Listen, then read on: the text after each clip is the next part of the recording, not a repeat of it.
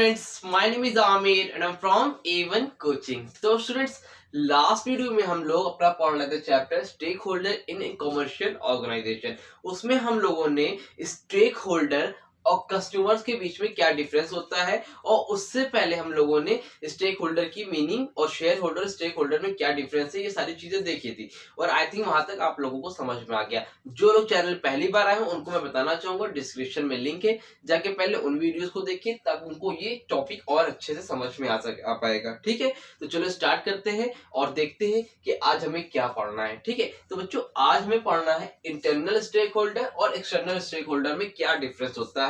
और ये आपके बोर्ड के एग्जाम में 2 मार्क्स का क्वेश्चन अक्सर आ जाता है। कितने नंबर का आ जाता है? 2 मार्क्स का आ जाएगा, जिसमें आपसे पूछेगा कि इंटरनल स्टेक होल्डर और एक्सटर्नल स्टेक होल्डर में क्या डिफरेंस होता है, आप बताओ। और आपको 2 पॉइंट्स लिखने पड़ेंगे। ठीक है, तो मैंने समझा दे रहा हूं, आप इसमें से 2 पॉइंट्स बना के लिख सकते हैं। उसके अलावा जैसे चैप्टर कंप्लीट होगा तो मैं आप लोगों को नोट्स भी प्रोवाइड कर दूंगा, तो आप लोग उस नोट से भी देख सकते हो। ठीक है, तो चलो देखते हैं इंटरनल स्टेक होल्डर क्या होता है। देखो, स्टेक होल्डर का मैंने मतलब आप लोगों को बताया था कि वो सारे पर्सन जो कि डायरेक्टली या इनडायरेक्टली किसी भी कमर्शियल ऑर्गेनाइजेशन से, किसी भी बिजनेस से जुड़े हुए होते हैं, उनको हम लोग क्या बोलते हैं? स्टेक होल्डर बोलते हैं। ठीक है, इतना क्लियर था। अब बात हो रही इंटरनल स्टेक होल्डर की, तो सिंपल सी चीज बोलूंगा, एकदम सिंपल वर्ड्स में, वो सारे पर्सन जो कि डायरेक्टली किसी भी कमर्शियल ऑर्गेनाइजेशन से जुड़े होते हैं, किसी भी कंपनी से डायरेक्टली जुड़े हुए होते हैं, उनको हम क्या बोलते हैं? उनको हम बोलते हैं internal stakeholder. External stakeholder क्या होता है? उसका जस्ट अपोजिट, जो कि डायरेक्टली नहीं जुड़े हुए हैं, जो कि इनडायरेक्टली जुड़े हुए होते हैं, उनको हम लोग क्या बोलते हैं? External stakeholder. मतलब जो बाहर के आदमी है उनको हम बोलेंगे एक्सटर्नल स्टेक होल्डर। इंटरनल का मतलब जो घर के आदमी है, जो घर के लोग, उनको हम लोग क्या बोलेंगे? Internal stakeholder. ठीक है, अभी तुमको एग्जांपल देता हूं, सब समझ में अच्छे से आ जाएगा। डेफिनेशन नहीं तो मैं समझा दूंगा, बट कॉन्सेप्ट क्लियर होना बहुत ही इंपॉर्टेंट है। ठीक है, तो देखो, मान लो एक कंपनी है, कहां बनाऊं? यहां बना देता हूं। ठीक है, एक कंपनी है, ठीक है, जिसका नाम है एबीसी, मान लो समझने के लिए। अब इस कंपनी में भाई इसका ओनर होगा कि नहीं? कंपनी के जो मालिक होगा, इसमें कुछ लोगों ने पैसा लगाए होंगे, वो कौन होगा? हमारा शेयर होल्डर्स होगा। ठीक है, उसके साथ ही साथ यहाँ पर कौन होगा? एम्प्लॉइज होंगे। ठीक है, एम्प्लॉयर्स होंगे, जो यहाँ पे मैनेजर, बड़े बड़े जो पोस्ट में होते हैं। तो कहने का मतलब ये ओनर है, शेयर होल्डर है, एम्प्लॉइज है, इन लोग क्या है? इस कंपनी से डायरेक्टली जुड़े हुए हैं। अगर कंपनी को प्रॉफिट होगा तो इन सबको भी होगा।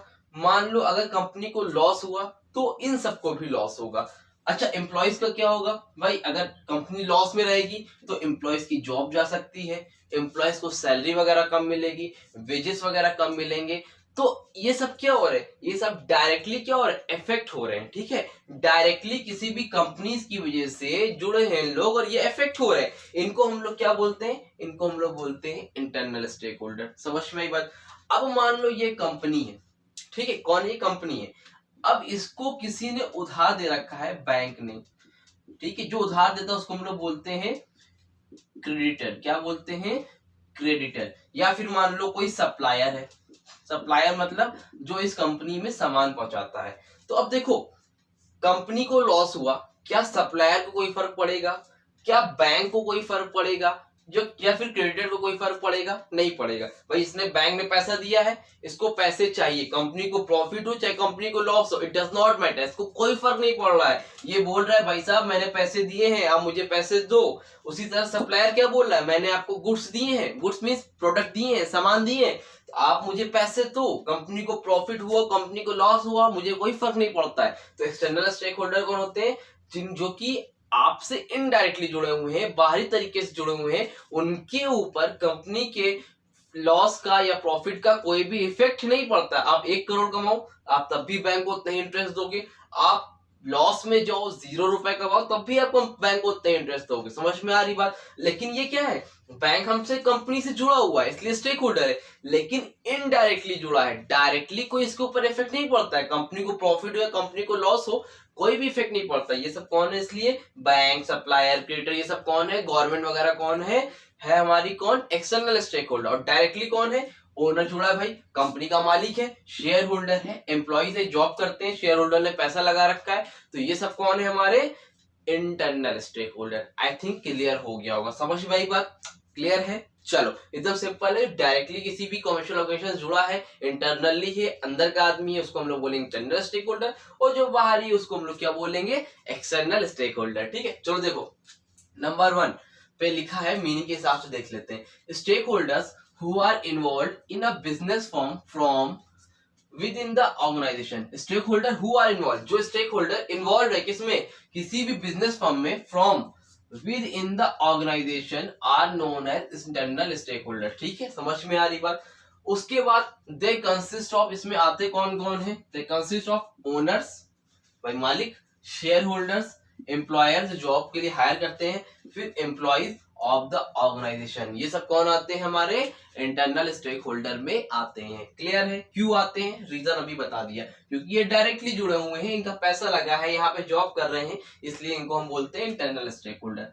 नंबर 2 पर क्या है, external stakeholder. External stakeholder में क्या लिखा है, stakeholders who are contributing to the business enterprise from outside the organisation. देखो इस लाइन को देखो, from outside the organisation, outside से क्या कर रहे हैं, कुछ कंट्रीब्यूट कर रहे हैं, इनको हम लोग क्या बोलते हैं, external stakeholder, are known as external stakeholder. इसमें कौन कौन आता है, they consist of creditors, supplier, dealer, competitor, government etcetera. समझ में आई बात, तो इनको हम लोग क्या बोलते हैं, एक्सटर्नल स्टेक होल्डर। सारे एग्जाम्पल के हिसाब से मैंने आपको समझा दिया, आई थिंक समझ में आ गया होगा।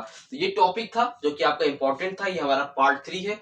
इसके बाद सॉरी इसके बाद हमारा पार्ट 4 आएगा, जिसमें हम लोग सारी एक्सपेक्टेशन पढ़ेंगे और उसी में ही टॉपिक जो है आपका क्लियर हो जाएगा और चैप्टर आपका कंप्लीट हो जाएगा। ठीक है, तो चलो वीडियो अच्छी लगी हो तो वीडियो को लाइक करना। और मैं एक इंपॉर्टेंट न्यूज बताना चाहूंगा फिर से, जो बच्चे पहली बार आए हो, आपको क्लास 9 to 12 आईसीएससी और आईएससी के सारे सब्जेक्ट इस चैनल में प्रोवाइड किए जाएंगे।